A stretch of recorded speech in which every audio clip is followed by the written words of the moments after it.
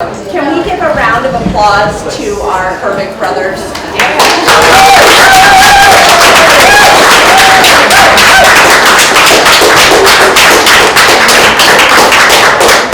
fabulous to have music at this kind of event. It's great to have music at this kind of an event. So, I want to say thank you all for coming. All right.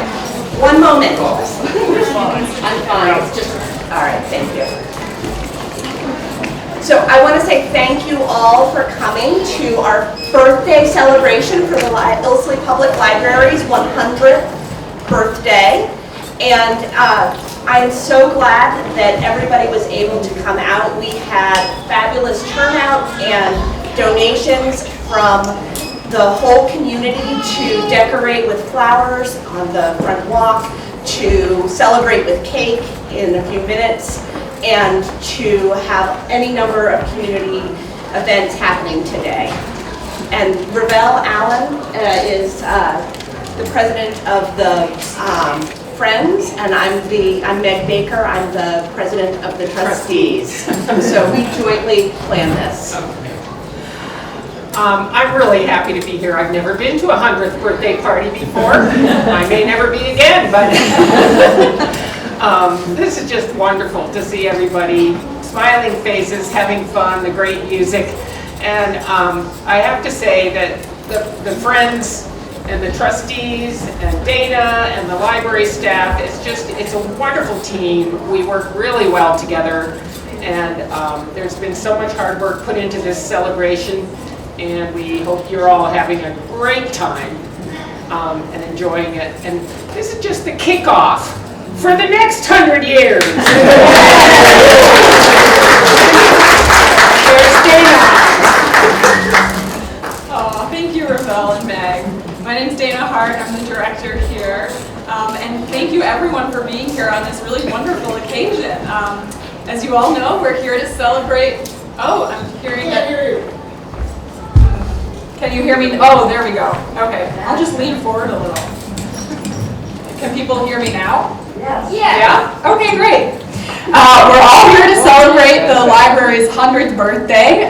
This building was constructed and opened to the public in September of 2024 through the generosity of Colonel Silas Ilsley and his wife, Mary Emily Osborne Ilsley. Now, in 2024, 100 years later, the Friends and the trustees knew they wanted to do something really special to celebrate, and this has been a spectacular day with different events going on for all ages all throughout the day. It's been so much fun. It's really been spectacular. It's been a true community effort. We could not have pulled this party off without the help of so many of our partners, and I want to thank Middlebury Community Music Center, Better Middlebury Partnership, Toad Hall Flowers, the National Bank of Middlebury, MCTV, the Little Press Room, the Dollar Store, Otter Creek Bakery, Otter Creek Poets, Understory Farm, the library trustees, especially Barbara Doyle Welch, the Friends of the Library Board, especially Pam Schaefer, the library staff, our Mr. and Mrs. Ilsley impersonators who are great. And of course, the many volunteers who led a program, made music, or staffed a booth today. So thank you to all of them.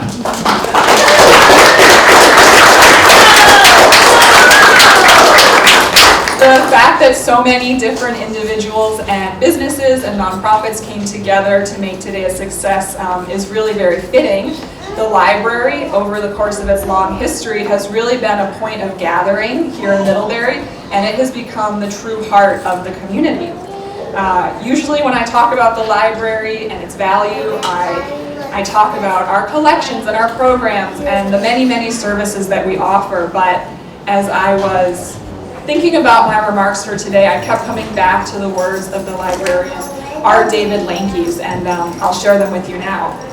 He says, "Bad libraries build collections, good libraries build services, great libraries build communities." And by this measure, by any measure, Ilsley Public Library is, without question, a great library.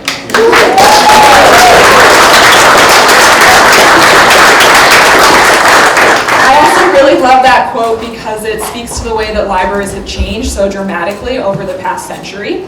When this structure was constructed 100 years ago, it was designed for one thing and one thing only, to hold books. As we all know, Ilsley does a lot more than that today. That's a big part of why we need a new building. We need more space for children and young families, more space for programs and community events, and most importantly, we need all of those spaces to be fully accessible to everyone. So the Ilsley 100 project, the effort to renovate and expand this building, will accomplish all of that. We have updated designs on display in the reference room by the cake, which we will get to shortly, I promise. So I encourage everyone to take a look at those plans, and feel free to talk to me if you have thoughts or questions about where that project is headed. It's really amazing to me that as we celebrate these past 100 years, we can look at these drawings of the new building and literally see the library's future. That future is not far off. We will hopefully be breaking ground in April of this coming year. If you've been following the project from the beginning, you know that this investment in our community draws on many resources: public bonding, the local options tax, grants, and of course private donations. So we set a goal to raise $6 million in donations, and I'm thrilled to share that so far we have secured $3.9 million in gifts and pledges.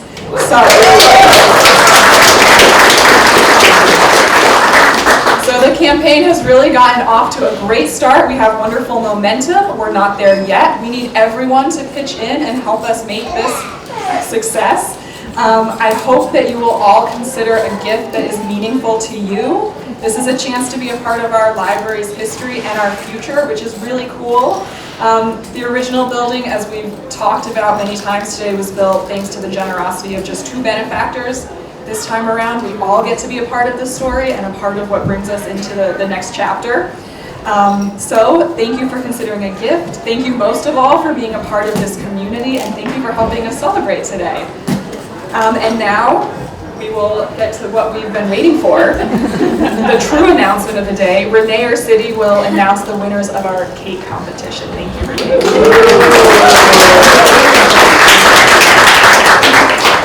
First, I just want to say thanks to all the bakers. It was really hard. Judge Jill, who is the Chef Jill, the Director of the Culinary Arts at Patricia Hannaford Career Center. Here she is. She had a tough time deciding what to do. She had to taste things a couple times just to make sure she had it right. So I'm going to make the announcements, and then I know you're all dying to have cake, but I did promise a lot of the little ones that we would sing happy birthday to the library. So when I'm done, we'll have a round of happy birthday, and then you can go attack the cake. How does that sound, everybody? So we had a couple of categories. In the category of amateur, everybody was amateur. We didn't have any professionals. So amateur, not gluten-free, so all the gluten. The first place winner is, do I have a drum roll, somebody? Emmy? Emmy, are you here?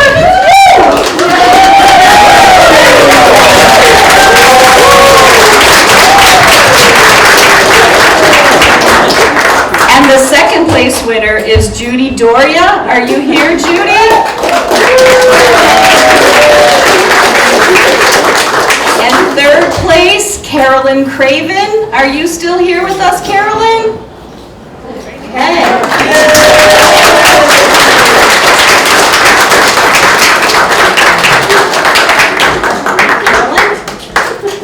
Carolyn or Judy? Thank you. Gorgeous. Thank you. Okay, and then now we're in the gluten-free, which I have a number of gluten-free friends, and it is tricky baking to get a tasty cake, and I know for sure that Chef Jill struggled, so kudos to you all. First place in gluten-free is Alta Wieland. Are you here still, Alta?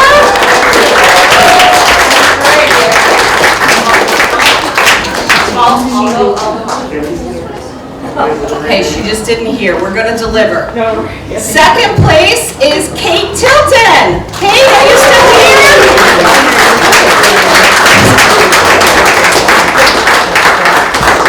Kate Tilton is one of the gluten-free friends I try to bake for. Sadly, she's a better baker than me, so it doesn't work out as well as planned.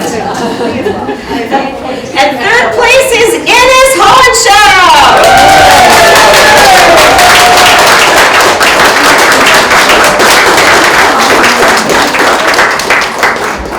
And then because we had such a hard time, we decided to throw in a whole other category, and we have honorable mentions.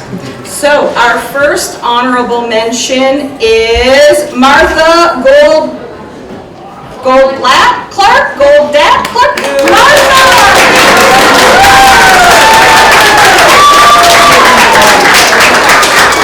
And we have Haley Coble is the honorable mention.